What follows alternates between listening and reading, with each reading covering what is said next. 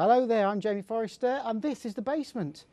As you know by now, this is the show that looks at the lower end of English football. But what's more, we want to get you, the fans, involved in the show. Are you on Twitter? If so, contact us at Sports Tonight TV. What's the worst ground you've ever been to? Tell us, get in touch with the show. What are your worst experiences of an away day trip? Do you have an iPad? Do you have an iPhone? If so, record it, send it into the show, we'll put you out on the TV. In the studio today, we welcome journalist Chris Charles. Hi, nice Jamie. to have you, Chris. What have you been up to recently? Well, I used to work at the BBC for quite a long time. I did a couple of blogs for the sports sites.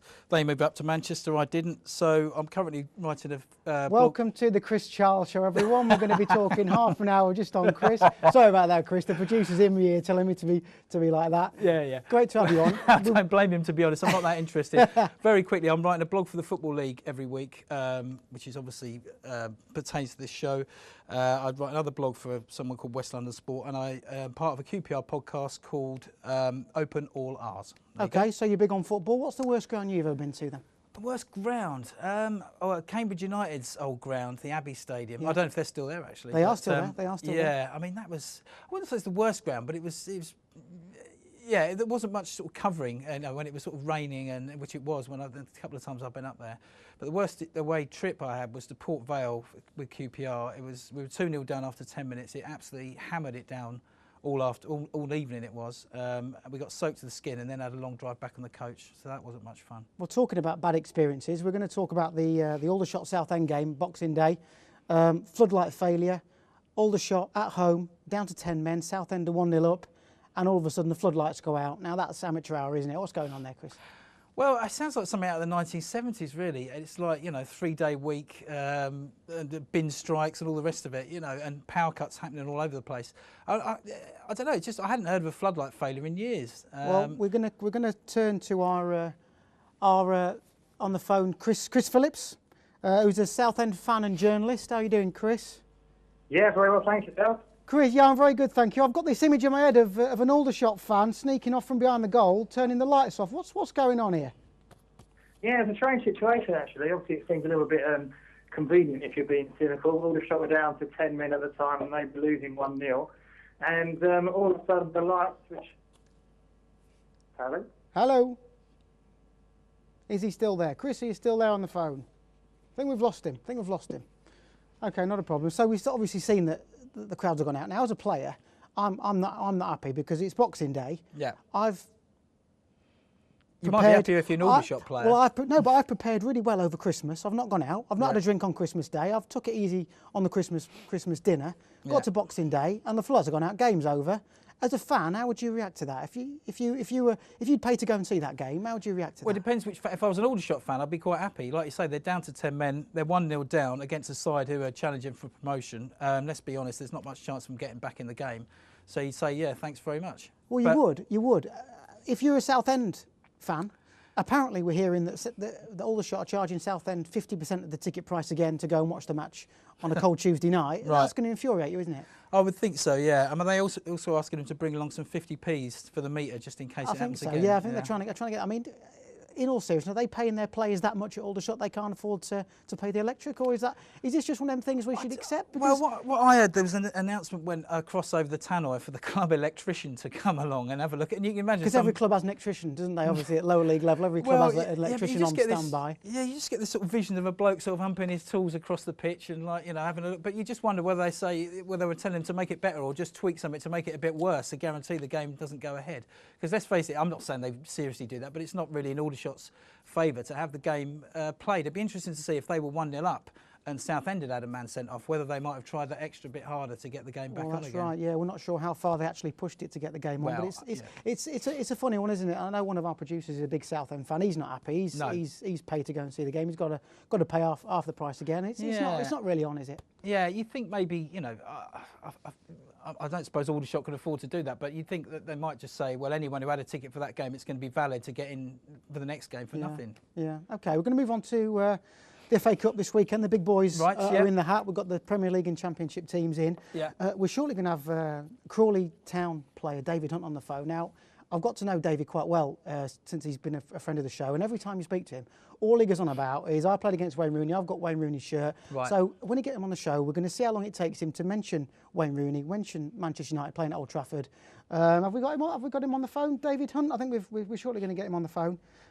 David, how you doing? Yeah, all right, mate. You okay? Yeah, I'm very well, thank you. Happy New Year. How's Tricks? Yeah, not bad, thanks. You? Yeah, good. So FA Cup this weekend, who have you got? FA Cup, we've got Bristol City at home. Okay. So what are your memories of the FA Cup? What are they? Yeah. Yeah, I don't know really. I didn't really have that many memories. Last year, for example, did you have any decent matches last year? Nothing, to be honest with you. No, nothing at all. No.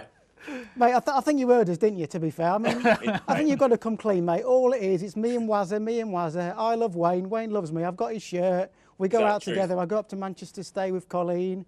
Yeah? Come on, you've got to come clean. Shirt above her bed. Yeah. Yeah.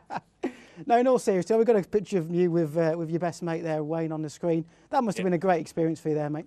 Yeah, unbelievable. For not many people get to say they can play there, and yeah. I'm very thankful, and the last week or so, really, I've been thinking about it, and been doing interviews at the club, and there's been a big hype about it, and we've got some pictures up around the training ground. So yeah, it's always remembered. And when you go to Old Trafford, all them great players, you eventually got them beat by a Wes Brown goal. That wasn't in the plan, was it? No, not at all. We held ourselves in the game, and hit the bar last 5 minutes, and did ourselves proud, to be honest with you, and thought we could have maybe come out with a draw, but unfortunately it wasn't to be. Yeah, it was a close one. Chris is going to ask you a question. Hi, Chris Charles here. How you doing? How you doing? Yeah, I'm very well, thank you. How come you got Wayne Rooney's shirt and nobody else? I was playing right back and he was playing left wing, and the last minute we had a free kick, so the gaffers told me to bomb on, and then he's tracked me, and then the final whistle's gone, so I'm stood next to him. So just asked him, and thankfully he gave it to me. Because I would have thought that before the game, or during the game, somebody would have seen him at the corner flag and just had a sly word in his shell, like. I think everybody did. So yeah, he was saying that a lot of people had asked earlier, but at the final whistle, I literally, as soon as he started to take it off, that was it. I took it and ran. So what do you think he's done with your shirt? I said, I think it's above the bed. I'm sure she tweeted it, didn't she? Well, maybe it can come on and we'll find out. So moving on to your tie at the weekend. In the league, mate, your favourites every game you play, aren't you? It's a little bit different at the weekend. How's that going to be for you as a team being the underdogs now? I think it's exactly the same, to be honest with you. Like, Bristol City have picked up some good form with their new manager, and we know that they're a threat. But at the same time, we know it's a game that we can potentially win. So we're going in with the same mindset as we have for all the league games, and just hopefully, as long as we all give 110%, then anything can happen in the FA Cup. Yeah, we're going to get captions of some of the FA Cup ties coming up. I mean, personally, I wouldn't see that as a massive shock. I mean, you're a good side, you're flying in the league. Bristol City, the wrong end of the championship, like you said, they have picked up. But if you were to win, I wouldn't see that as a huge shock. We've got some other ties. Stay with us, Hunty, for these. But looking at those, Chris, anything there that stands out for you? I mean, I think MK Dons are a big favourite there, home to QPR. What do you think? I knew you'd say that. I'm a QPR fan, yeah. I mean, our record in the Cup is abysmal. I think we haven't won a game for 11 years. I was at that game. We won against Luton in a replay. We've since played 15 FA Cup matches, haven't won any of them. Ouch. Including the defeats of Vauxhall Motors. And the manager at the time, Ian Holloway, I used to do a chat with him, and he said, we're like a cheap tea bag. We don't stay in the Cup very long, which is very true. So I would say MK Dons, get your money on them. We've got absolutely zero chance of winning that. But it's a big game for MK Dons. You know, that's a big game. They're a club on the up, they're having a great season. I could very well see them getting something out of the game, and you just never know, do you? I do know. We're not going to get anything out of that game. Okay.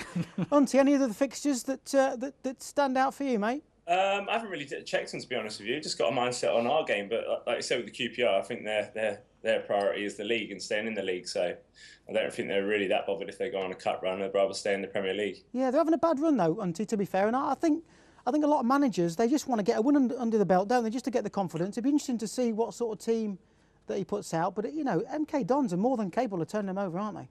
Oh, MK Dons are definitely. I know a few of the strikers there, so they're a goal threat. And yeah, especially at home, it's a great stadium to play at, and I'm sure they'll have a great crowd there. Well, I know Rangers, we're taking up 5,000. I won't be among them, unfortunately, because I've got to take my daughter to a pantomime for her 7th birthday. But, yeah, so we're taking up a good following. I mean, Joe Barton's obviously one person who definitely won't be there. Yeah. But I'm sure he'll be tweeting about it. Talking of stadiums, Auntie, what's the worst stadium that you've played at in your illustrious career?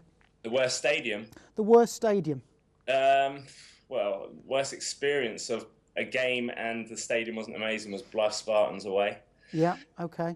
Cup, that was in the FA Cup actually for Shrewsbury, where we lost 3-1. You lost 3-1 away at Blythe Spartans? Yeah. Okay. Facilities weren't the best, I presume, cold showers, all of that? Yeah, the usual, what you expect. And some of the lads were getting changed outside the changing room. Yeah, I've had one of those at Canvey Island. Played there for Northampton, got beat.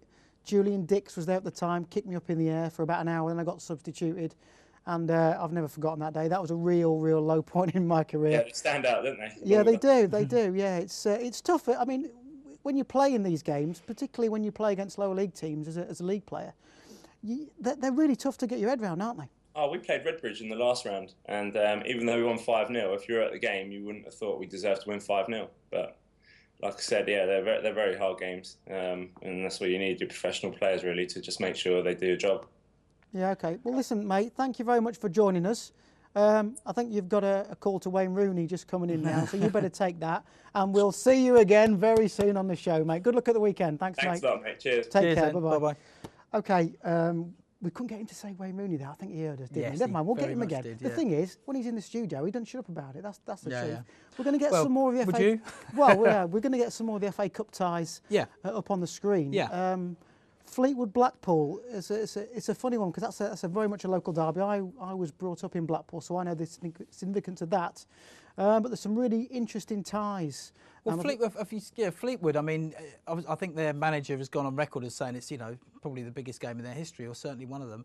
But equally, because when I do the Football League blog, I trawl through the message boards, and on Blackpool message boards, they were raving about this game as well. So much so that some of the other guys had to come and say, "Hang on a minute, we are in the Championship. Our priority is the league." Yeah, but Fleetwood they've put some money in. The chairman there, he's put a lot of money in. He's really up for this game, and I think the Blackpool chairman has gone on record as dismissing it. So I think there's something to be had there. Is that Carl Oyston? Yeah, he's a funny so-and-so. He doesn't seem a very cheerful chappy, does he? He's not media friendly, I don't think, is he? Not particularly media friendly. And it certainly didn't give Ian Holloway much money out of the old parachute. I think he parachuted straight into his piggy bank. Yeah, well, that sort of thing happens, doesn't it? Gillingham Stoke's another one, the potential upset there. Yeah, I mean, Gillingham, because they're going well in League Two, but Stoke, you've got to fancy them in there. I mean, that's basically their best chance of a trophy. They've already got to the final, last year? Last year, yeah, last year. Yeah, that's right. So I reckon Pulis will have them bang up for that. Yeah, well, I think where do you think the shocks could lie then? What are you looking through that? What do you reckon? Well, certainly not Everton Tamworth. I'd back Everton despite their slip up the other day to win that. Which one of our basement teams are we going to be looking at? I think Swindon are a good shout. Yeah. Swindon are a good shout against Wigan. They're on a good run. I reckon Paolo Di Canio might be charging up the touchline to celebrate again after that one. We'll see. I'd love to see it though. We'll see if we can get him on the show next week for a bit of a chat if that happens. But plenty there for us to be talking about. Macclesfield, bit of a derby there against Bolton. Yeah. I mean, Bolton, obviously, it's an old cliche there, but they'll be concentrating on the league. And I mean, I imagine that Owen Cole's going to be putting out the stiffs for that one. So I think, this is probably the best chance Macclesfield will have. You know what it's like playing in a cup tie against, Premier League opposition on your own patch.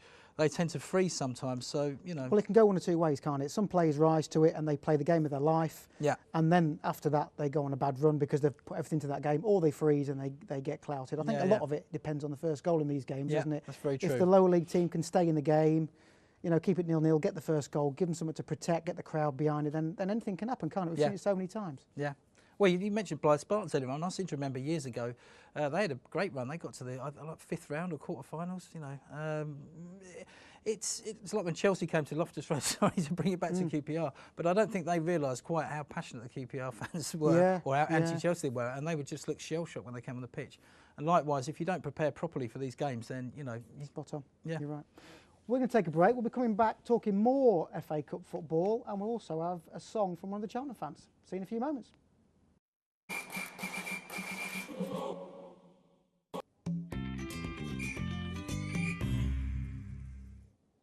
Welcome back. Fans, get involved. Are you on Twitter @SportsTonightTV? Have you got an iPad? Have you got an iPhone? Video yourself at one of your games, in the car, on the coach, on the way back. Get it into us, we'll put it on the TV. Excellent. We're going to talk about FA Cup. Cheltenham in League Two go to high-flying Tottenham, 67 places between them. How do you see that one panning out? Well, I mean, Harry's going to put out the B team, but I think the B team will be too much for the C team, if you know what I mean. I think Cheltenham are doing really well. They're second in the league. They're only a point off the top, having a fantastic season. And I think for them, you know, it'll just be a great day out. And I can't really see them getting anything from White Hart Lane. No, you never know. We do have, in the spirit of things, we do have 14-year-old Laurie Cleveley, who sent in a video of him singing his team song. So I think we're going to go to that. Okay.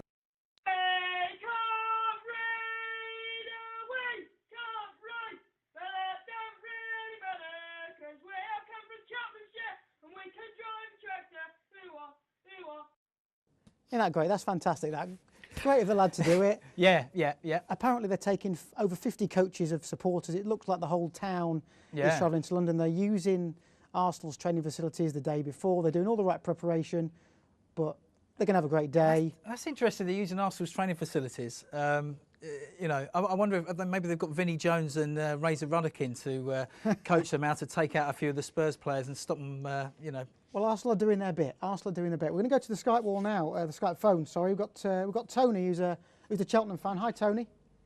Hi there. How are you doing? Thanks for joining us. You're welcome. Big game at the weekend for you. I'm sure you're thoroughly looking forward to it. How do you see it panning out? Well, I hope it's going to be very close, and we only win it by 2-1. Okay. Are you looking forward to going to a proper stadium? Oh, yeah, I'm really looking forward. I've never been there before, so it'll be another stadium to tick off the list. So ideally, what are your aspirations? I mean, it's 67 places. Tottenham are currently third in the league. You know, whatever team they put out, they're it's you know, what do you expect for the day? Well, if we play to our best, then the draw and bring them to a Wadden Road would be brilliant. But what about going to a real stadium? And I've been to Cheltenham. It's a lovely pitch. But Tottenham Stadium is proper, isn't it? I mean, you can't walk from one end to the other, can you? Well, yeah, I suppose not. I'd have to take a bike. But it's going to be a big pitch. It's going to give us a lot of space. We've got some very good players now. Like to move the ball around, and we could surprise you on the day. So what sort of players are we looking out for, Tony? What sort of Cheltenham players are turning on this season? Well, we've got three in the central midfield are playing really, really well. That's Pack, Summerfield and Penn. If they can get going and use our wide guys, there might be a few shocks on the day, you know. Well, you never know. It's happened before, and I'm sure it'll happen again. You know, if you stay in the game, Tottenham do play a very expansive game, but I'm sure you'll have a great afternoon, won't you? Are you gonna? Did you hear the 14-year-old Laurie singing the song previously, just a few moments ago? I didn't. Was he singing the tractor song? He was singing the tractor song. We were going to hope you could sing it for us, Tony. Go on, just give us a quick blast. I know you've got a bottle of beer in your hand there, but just give us a quick blast. I don't even know what. I think everybody can't decide what it is. I can't read, I can't write, but I can drive a tractor. It turns left, it turns right. I can drive a tractor. There we go. Brilliant. But this time, can you sing? We've got some DJ beats going on in the background. Martin is in my ear now, telling me that you've got to sing. So let's have it. Come on, Tone. Come on, Tone. Don't be shy. You're not going to do it for us, Tone? But that was my singing. That was talking. That's what we're doing. Come on, Tone. Let's have a couple of verses. Come on, then we can let you go. I can't. I can't read. I can't write, but I can drive a tractor. It turns left. It turns right. I can drive a tractor. Brilliant. That's got Thank number one written all over it. That's excellent, Tone. I've got to be honest. I think it was still talking, but I think that's the best we're going to get. Yeah. Thanks for joining us. Have a great day. Have a great day on Saturday, and who knows, we might be speaking to you next week in the hat for the next round of the FA Cup. Thanks very much. That'd be brilliant. Thank you very much. He didn't sing there, did he? Did I miss him? That was just talking again, wasn't it? He's trying to blag me there, wasn't he? Yeah, that was very much talking, and to be honest, I don't blame him really. But that song, I mean, I've heard that song. I think anyone who lives anywhere near arable land sings it. Ipswich sing it, and I think Norwich sing it, and I know Peterborough United used to sing. No, Peterborough United used to sing it to Wisbeach fans, I think, as a sort of derogatory thing. But yeah, as football chants go, it's not the best of her, but it's all right. Yeah. If you're a Cheltenham fan, though, you're going to go there, have a great day, and just enjoy it for what it is. If your team gets beat, then so be it, isn't it? That's totally it. I think with some of the other ties we mentioned earlier on, like for instance, we didn't, but Fulham Charlton. If you're a Charlton fan, I would go there. Fancy getting a replay from that. Yeah. As a Cheltenham fan, I think if Bale and all the big boys are rested, which they probably will be, then you obviously dream of maybe getting at least a replay. But I think in their heart of hearts, they'll just have a great day out, and and it's a lovely ground to go to, and I hope they do. I really hope they do turn them over. But I can't see how do you see the Bristol Rovers Aston Villa game going? We've got Scott McGleish on the phone in a second. How do you see that one panning out? That one's a bit different, you see, because Villa are sort of topsy-turvy. They beat Chelsea and then they go and lose at home like in the next game to Swansea. And also Bristol Rovers just got rid of their manager, so the players are all going to be up for this anyway, and they're all going to be playing for their places basically. It's sort of an audition for them, and they're at home, which is like a big plus. So I could see a shock here. If not a win for Bristol Rovers, definitely a draw. Yeah, it's been a big week for Bristol. Obviously, just let their manager go. We've got Scott McGleish on the Skype phone. Hi, Scott. Hi. Nice to see you, mate. Thanks for joining us. Obviously, Paul Buckle's left his position this week. What's happening down there, mate? Well, we've had an unbelievable week. We've gone from 3 defeats over Christmas to the gaffer leaving, and then we've got the big one on Saturday against Villa. So as players, we've just got to hope that we can make a good account of ourselves on Saturday, really. Yeah, I didn't see that one coming at all. I know things haven't been going great, but funny week to do it with such a big game coming up, isn't it? Yeah. Probably not good timing. We, like you say, with a game coming up, but the board obviously felt something needed to be done, and they decided to do it after the Christmas period. So, like you said on your radio just then, it's now an audition for all the players for the new manager coming in. Well, yeah, when a manager goes, all of a sudden, the players seem to find an extra yard. You've scored 5 goals in 13 starts this season. That's not bad for an old man, is it? Not bad. You're older than me, mate, so fair play to you. You're still playing. Keep it going, mate. I've seen you a few times this year. You look like you got a bit of life left in you yet, mate, so keep going. Yeah, well, I still like playing the game, and that's the most important thing. If you're still enjoying it, then why not play on? How many clubs have you had, Scott? I had 13. Are you beating me on that? No, I think it's 7 or 8, but I've been back to a couple of them 2 or 3 times. Everyone keeps saying it's 10 or 11. So, really? Well, give us the clubs you've played for, mate. Come on, let's go through the list. All right, we've got Cheltenham, Cheltenham, Peterborough, Orient, Barnet, Colchester, Northampton. Are you struggling, mate? Wickham, come on. And Bristol Rovers, but I've been back to Orient twice. I've been to Cambridge on loan. I've been to Colchester twice, Northampton twice. So I think it's 8 different clubs. Well, but like I say, I've been back to Orient 4 times. Right. Well, you've had a great career, mate, and we thank you very much for joining us. Hopefully we'll get you on the show again in the future, but good luck at the weekend. Scott, just before you go, I'll just interrupt very rude of me. It's Chris here. I just want to know, whose shirt will you be trying to get on at the weekend? Anyone in mind, or are you not thinking about that? No, you've got to think about that. I've got 2 sons who are begging for shirts every time I play these big teams. Well, who would they want you to get? Spilly and Petrov would be for me. I'm a Celtic fan, so the fact that he's got a Celtic connection, nice one to get. Yeah. But I'm sure my 2 sons will take any shirt, to be fair. Excellent. Well, Scott, thanks very much for joining us, mate. Good luck at the weekend, and we'll speak to you again in the future. Take care. Cheers, mate.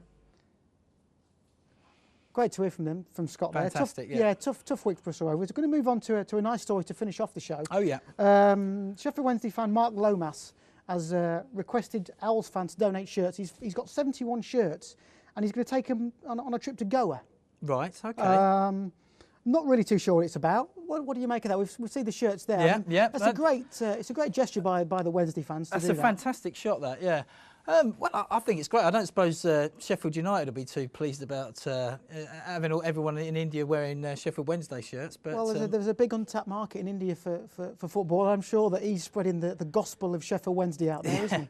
Well, I think it's great. I mean, I've got, Sheffield Wednesday, great club, great tradition. I mean, if it was Chelsea, I'd be calling in the NSPCC. But Sheffield Wednesday, I think that's fine. But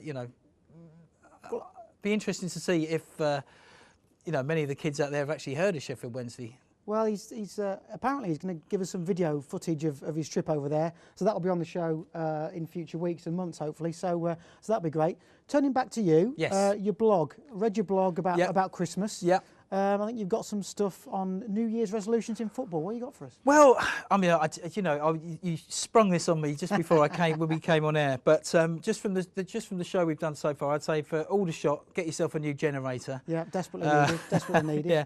Sheffield United, get some shirts out to Goa pronto. Don't miss the boat. And Cheltenham fans, learn another song. Excellent. Will you be going to the MK Dons match? I'm not, as I explained. It's my daughter's 7th birthday, so my missus said to me, "You're taking her to a pantomime." I said, "Oh no, I'm not." She said, "Oh yes, you are." So that was that basically. So I'll be there in spirit, but no, I'm afraid the kids have got to come first on that one. But I'm not expecting great things, has to be said. Well, Chris, it's been great to have you in. Thanks for joining us. Great to be here, yeah. As we close the show, guys, I'd like to get all the fans involved next week. As I've said, are you on Twitter? Contact us at Sports Tonight TV. Have you got an iPad? Have you got an iPhone? Film yourself at the games, in the car, on the coach, at an away game. What songs do you sing at away games? Film it. Send it in to us at the basement and we'll get you on TV. I've been Jamie Forrester. This has been The Basement. See you again soon. Bye-bye.